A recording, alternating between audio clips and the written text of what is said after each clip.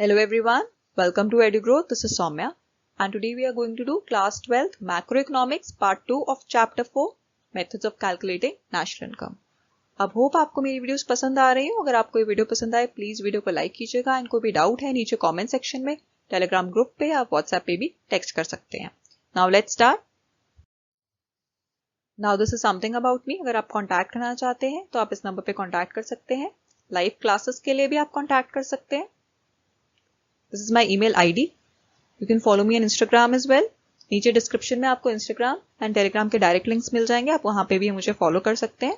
Now let's start. Now what is income method? Income method को हम distributed share method या factor payment method भी कहते हैं और नेशनल इनकम एस्टिमेट करते हैं हम in terms of factor payments. Factor payments के टर्म्स में हम मेजर करते हैं नेशनल इनकम को to the owners of factors of production. अब फैक्टर पेमेंट्स कौन सी होती है? Compensation of employees, rent, interest and profit to the owners of factors of production. Factors of production होते हैं हमारे लैंड, कैपिटल, लेबर, एंटरप्राइज।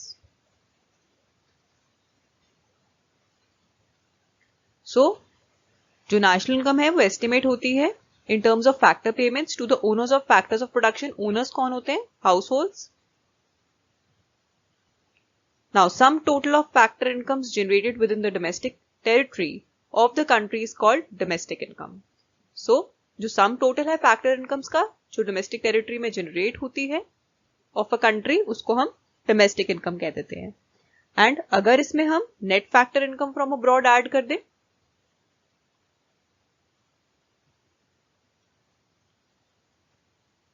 तो ये क्या बन जाएगी हमारी national income. If we add net factor income from abroad so it will be national income.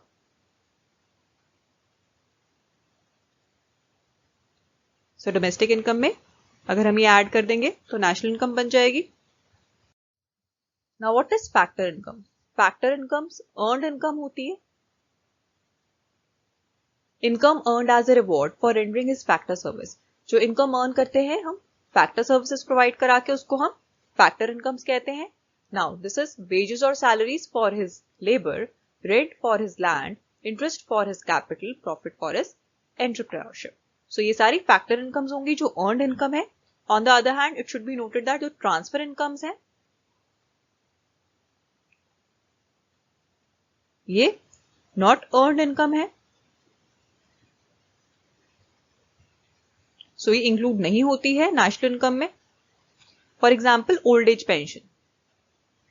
जो ओल्ड एज पेंशन है ये हेल्प है गवर्नमेंट की तरफ से, they do not get anything in return, so such incomes are transfer incomes which are not included in national income. Now classification of factor incomes. First is compensation of employees. अब factor incomes में क्या क्या चीजें include होती है? पहली है compensation of employees. Now it includes wages and salaries in cash. जब सैलरी या वेजेस दिए जाते हैं to salary account of employees by the employers तो वो उसको हम बोलते हैं wages and salaries in cash which is included in compensation of employees. Second is payment in kind. जब काइंड में पेमेंट की जाती है, for example rent free accommodation, without rent accommodation दी हुई है एम्प्लॉयज को, so that is payment in kind. Third, employers contribution to social security. अब ये क्या होता है? It is payment as provident fund.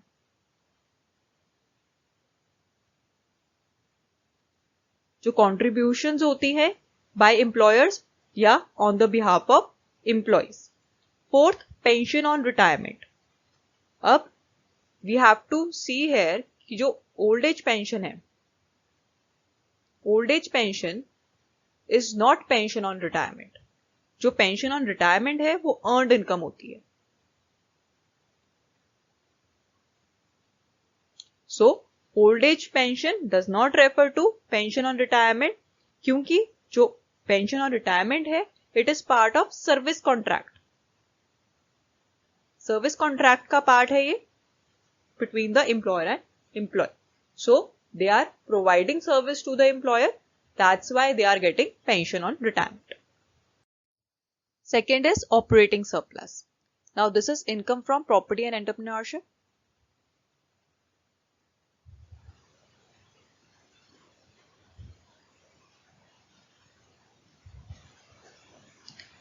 Now it is further divided into three parts: rent, interest and profit. And profit further three components है profit के: dividends, corporate या corporation profit tax, third is undistributed profits. अब dividends क्या होते हैं? ये वो part है profit का which is distributed among shareholders.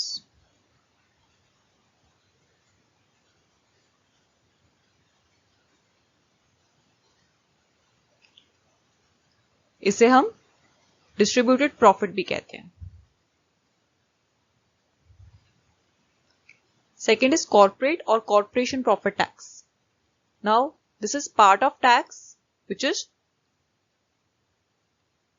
paid to the government by the way of profit tax. That is corporate or corporation profit tax. Third is undistributed profit. Now this is that part of profit which is retained by the firms for future use. Future use के लिए रखा जाता है ये.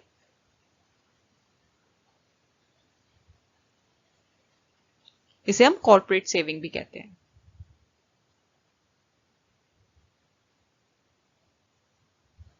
Now third is mixed income.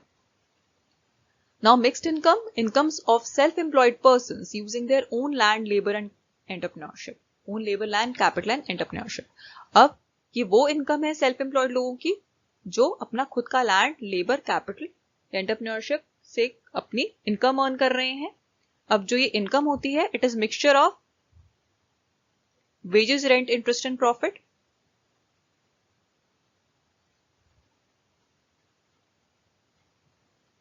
इसलिए इसको हम mixed income कहते हैं. और जो सेपरेट एस्टिमेशन ऑफ वेजेस, अलग से हम इसमें वेजेस, रेंट, इंटरेस्ट, प्रॉफिट निकालना पॉसिबल नहीं होता हमारे लिए. सो that is why it is called mixed income. And factors of production जो है वो हम हायर या परचेज नहीं करते हैं मार्केट से. Now sum total of factor incomes.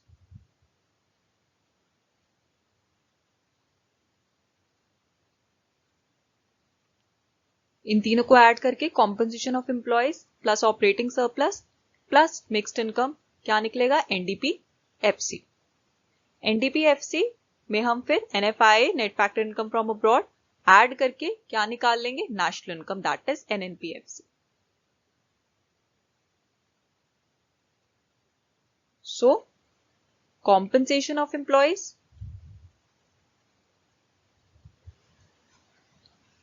plus operating surplus plus mixed income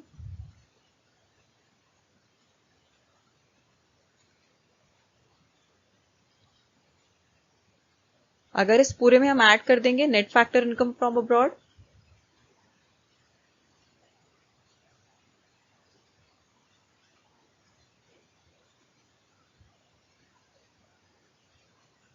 तो क्या आ जाएगा हमारे पास?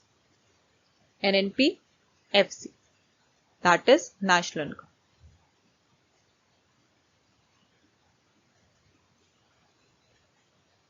और ऑपरेटिंग सरप्लस क्या होता है हमारे पास? ऑपरेटिंग सरप्लस का फॉर्मूला है rent plus interest plus profit.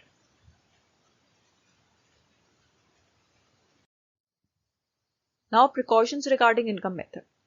First, transfer earnings like old age pensions, unemployment allowances, etc. They are not included in national income. अब जो ट्रांसफर अर्निंग्स होती हैं, they are not earned. इनको earn नहीं किया जाता है like old age pension, unemployment allowances, because जो गवर्नमेंट है ये वन साइड यूनिलेटरल पेमेंट्स करती है, इन रिटर्न उनको कोई सर्विस नहीं मिल रही है. So these are not included in income method. Next, income from illegal activities like theft and gambling is not to be included in national income because इसको हम black money consider करते हैं which is not included in income method, that is in national income.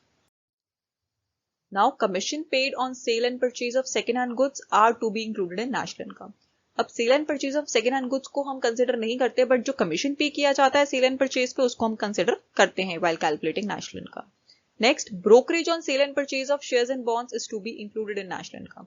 अब इसे include किया जाता है while estimating national income, जो ब्रोकरेज है on sale and purchase of shares and bonds. Then next, income in terms of windfall gains should not be included. जो lottery से income आती है इसे हम इंक्लूड नहीं करते नेशनल इनकम में, क्योंकि ये कोई वैल्यू एडिशन नहीं कर रही है, कोई वैल्यू ऐड नहीं कर रही है इकोनॉमी में. Now imputed rent of owner occupied house is to be treated along with the rent as component of factor income. जो imputed rent होता है owner occupied house का, इसको हम ट्रीट करते हैं as rent, क्योंकि हर हाउस की रेंटल वैल्यू होती है which is to be included in factor income. Then next, corresponding to the production for self-consumption, there should be generation of income in the economy. So, जो self-consumption के लिए है, we have to take it as part of national income. Now, the corporate tax, dividends and undistributed profits, ये components होते हैं corporate profits के, so इसको अलग से separately add नहीं किया जाता. Next, income tax is paid out of compensation of employees. It should not be added in estimation of national income. जो income tax है वो भी compensation of employees में से ही पे किया जाता है, तो इसको अलग से हम add नहीं करते while estimating national income. Next, wages and salaries in cash in kind as well as social security contributors by employers on the behalf of employees are all components of compensation of employees. तो जो compensation of employees के सारे components हैं उसको separately हम add नहीं करते हैं, क्योंकि वो already compensation of employees में included होता है. Now this is example of income method. First, we have to find net domestic income. अभी हमने क्या था, net domestic income क्या होती है, NDP-FC. तो हमेशा NDP-FC निकलता है इनकम मेथड में. सेकेंड, ग्रॉस डोमेस्टिक इनकम, ये क्या हो जाएगी, GDP-FC. Then net national income, NNP-FC. And D part हमें निकालना है NNP-MP. सबसे पहले हम निकालेंगे NDP-FC. NDP-FC का हमने फॉर्मूला किया था, compensation of employees plus operating surplus plus mixed income. So ये कितनी हो जाएगी, compensation of employees 24,000, operating surplus 10,000, mixed income 28,000. इन तीनों को ऐड कर देंगे.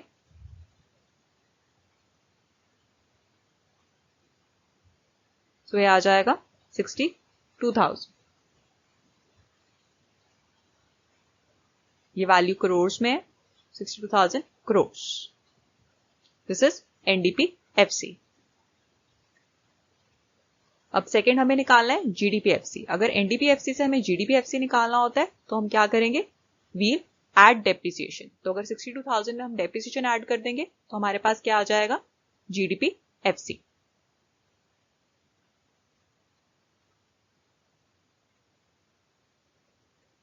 सो GDP-FC is equal to NDP-FC plus depreciation.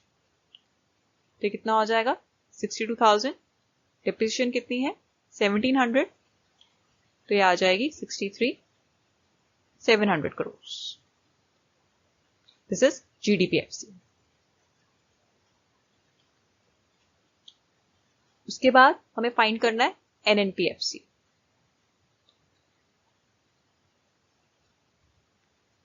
अब NNP-FC फाइंड करने के लिए अगर हमें NDP-FC से NNP-FC फाइंड करना है, अगर हमें यहां से यहां जाना है, so what we'll do, we'll add net factor income from abroad. हम net factor income from abroad add कर देंगे, बिकॉज डोमेस्टिक से अगर हमें नेशनल जाना होता है तो हम net factor income from abroad add कर देते हैं. So we have to find NNP-FC. तो कितना हो जाएगा, NDP-FC plus net factor income from abroad.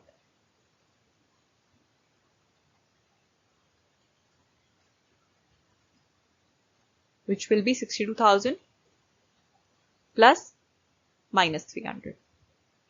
तो कितना आ जाएगा, 61,700 crores. ये आ गई हमारी NNP-FC, net national income. Then last हमें फाइंड करना है NNP-MP. सो NNP-MP के लिए हम क्या करेंगे, हम अगर NNP-FC में से NNP-FC के अंदर अगर हम नेट इनडायरेक्ट टैक्सेस ऐड कर दें तो हमारे पास एनएनपी एमपी आ जाएगा, because factor cost and market price में नेट इनडायरेक्ट टैक्सेस का ही डिफरेंस होता है। फैक्टर कॉस्ट में इंक्लूडेड नहीं होता, मार्केट प्राइस में इंक्लूडेड होता है। सो इसमें हम ऐड कर देंगे नेट इनडायरेक्ट टैक्सेस, सो एनएनपी एमपी आ जाएगा।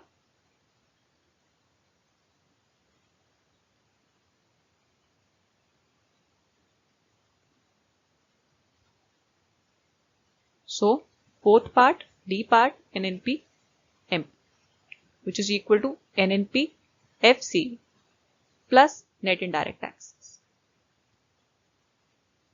तो ये कितने दिए हुए हैं हमें क्वेश्चन में? नेट इनडायरेक्ट टैक्सेस का फॉर्मूला होता है इनडायरेक्ट टैक्सेस माइनस सब्सिडीज। सो एनएनपी एफसी आ गया था हमारे पास 61,700 plus indirect taxes 9,000 minus subsidies 1,800, तो ये हो जाएगी 68,900 crores. This is NNP MP. Now this is the solution. ये आप नोट कर सकते हैं।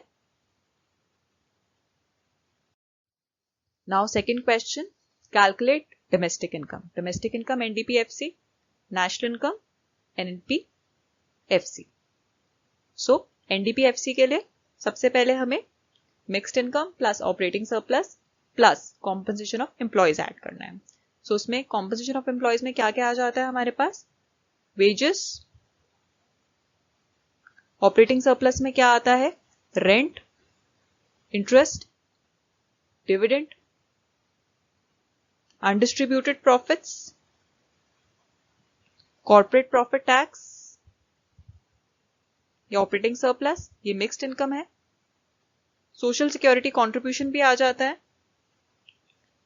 This is compensation of employees, ये भी कॉम्पनसेशन ऑफ एम्प्लॉयज है। सो ये सारे compensation of employees, operating surplus और मिक्स्ड इनकम के कॉम्पोनेंट्स। तो इन सबको हम ऐड कर देंगे।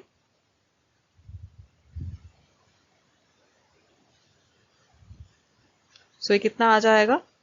19,800 crores. So this is NDP-FC. Second हमें निकालना है नेशनल इनकम। अब इन दोनों में क्या डिफरेंस है NDP-FC और NNP-FC में? डोमेस्टिक से अगर हमें नेशनल जाना है, we have to add net factor income from abroad. So अगर हम इसमें net factor income from abroad add कर देंगे, सो NNP-FC कितना हो जाएगा? NDP-FC प्लस NFI, तो कितना आ जाएगा? 19,800 plus 1,000, that is 20,800 crores. So this is NNP-FC and this is NDP-FC. Now this is the solution. NDP-FC is 19,800 crores and NNP-FC is 20,800 crores. Now here's the end of this video. अगर आपको ये video पसंद आई हो, please video को like कीजिएगा, channel को subscribe कीजिएगा। And कोई भी डाउट है नीचे कमेंट सेक्शन में, टेलीग्राम ग्रुप पे या व्हाट्सएप ग्रुप पे या पर्सनली टेक्स्ट करके भी आप पूछ सकते हैं। Thanks for watching.